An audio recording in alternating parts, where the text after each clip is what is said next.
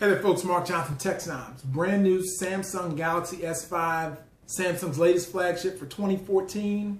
Unboxing coming up now. Okay, so here we go, Samsung Galaxy S5, latest flagship, from Samsung. Similar packaging to last year's. The S4 actually looked very similar. One thing I do notice, they do have the little white, middle part of the box showing you this is a white model.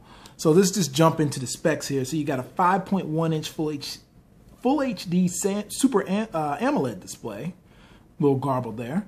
2.5 gigahertz quad-core CPU, which is the latest Snapdragon 801, which is great.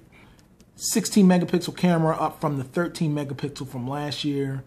This also features a heart rate monitor that goes with the S Health. Of course, you got the remote, LTE, of course, Android, all that good stuff. Well, of course, we want to test it, but for now, we're just going to check out what's in the box. Also compare it to some other devices out there. Now, Samsung is they've changed up a little bit this phone as far as the hardware. We'll see firsthand. Got your quick start guide. This is the AT&T model. Earpiece, kind of running you through that stuff. Seems a little bit thicker than usual, but. And let's jump in. There's the device itself. Set that to the side. Inside, there's the SIM. And this is still a micro SIM, which is, I thought it was going to be a nano, but they went with micro this time. Smart switch. It's a pretty cool thing they've had for a couple years. It helps you, ironically, they show an iPhone looking like device there, but how you can switch all your data from an iPhone to the Galaxy. Oh, good thing here, you do get headphones.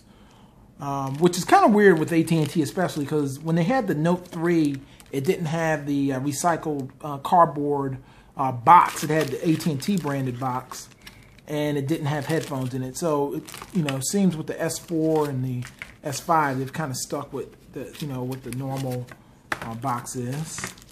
Here's the battery. Let's jump into this and see, verify the size of this thing.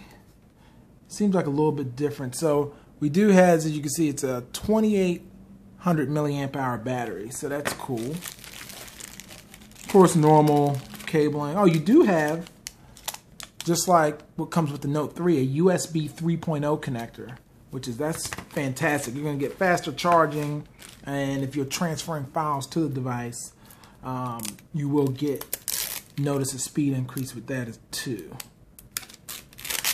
So right away, just feeling the back of it, I do like, it does feel better than that, kind of like the flimsy plastic. I do like, I saw the pictures out there comparing it with the Band-Aid, and it very much looks like that. It kind of feels that way in a little bit too. So on the back there, you still got the SIM card slot. And another thing you'll notice, very, very similar to the Galaxy Active, S4 Active, this is waterproof. I think it's up to like a meter. And with that being said, at the bottom, you got to have the latch covered up, to enable that. Otherwise, you'll ruin your phone. But if you have this latch over, of course, I'm going to test that. And then it's kind of cool because at the top, you don't have to worry about covering that either. So there we go there's the full unboxing. And before we even get into any more, we're just going to go ahead and compare it to some other devices real quick.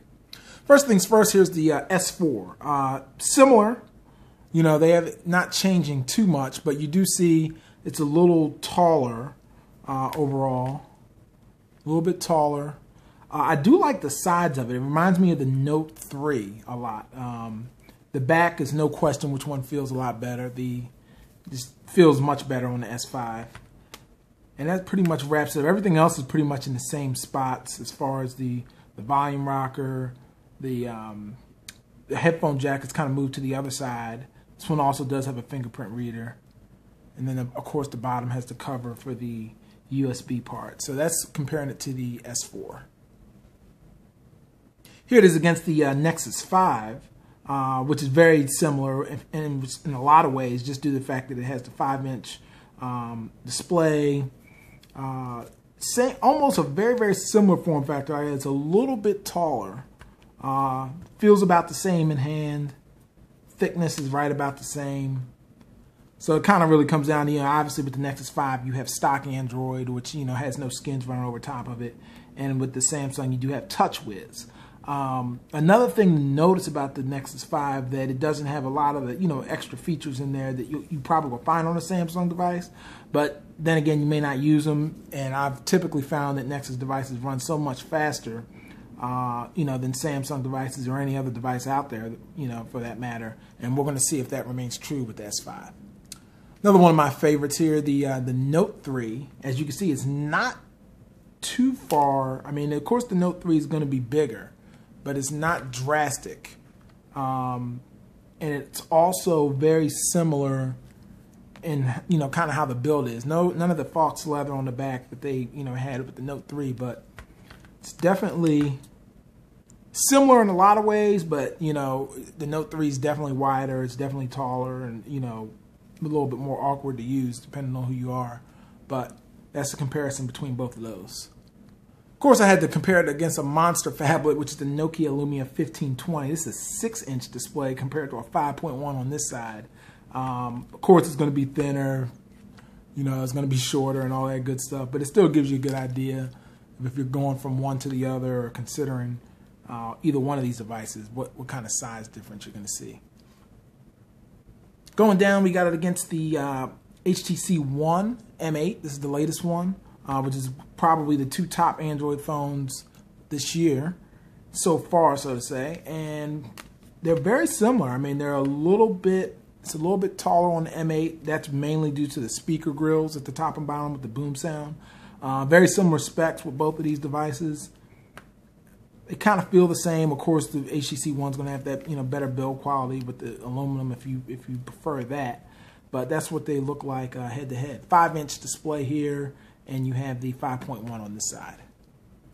And last but not least, we're going to do it against the iPhone 5S. So obviously, the iPhone came out last September. It's going to be much smaller. It's a 4-inch display versus a 5.1. In every respect, it's a much smaller device. So if you're really into smaller devices, you'll love the iPhone. If you want a bigger screen, the iPhone's definitely starting to lack in that point. So that's going to pretty much wrap it up, folks, as a phone call comes in.